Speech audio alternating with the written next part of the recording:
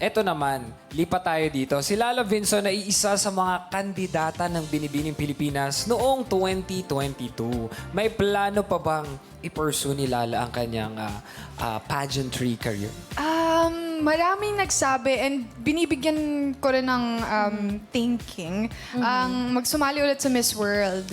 Dahil dahil maraming sumusuporta eh. So ayoko namang iwan yun. And also my mentors, talagang kino-convince nila ako sumali ulit. And sana suportahan ako ulit gaya ng pagsuporta before. Yun. Of course.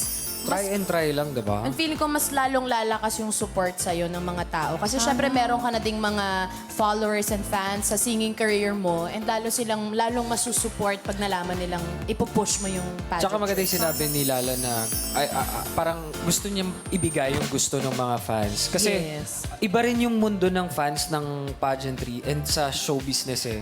Narinig ko to Totoo kay yun. Sam eh. Kumbaga may Totoo iba yun. silang kagustuhan din for you eh. Ay, Parang ganun. sa true yan, oo. Kasi naiba talaga yung ugali ko nung artist lang ako. Na kumbaga, wala akong pakialam. Kumbaga, yung fans ko iba din eh. Wala din sila pakialam sa pageant. Pero nung nag-pageant ako, mas naging cautious ako sa mga bagay-bagay. Naging kumbaga, yung advocacy Iba, mo, no? naging kailangan maging matalino para maging mabuting tao. Kasi pag naging matalino ka, aware ka kung sinong tutulungan mo. So, yun yung na-improve sa akin nung nag-pageantry. And it's also one of the reasons. That's true. Kasi pag artist ka, parang kahit ano yung gusto ko, basta, kasi artistry mo yan eh. It's art, i-express ko. Pag titikmin ka, kailangan medyo behave ng konti.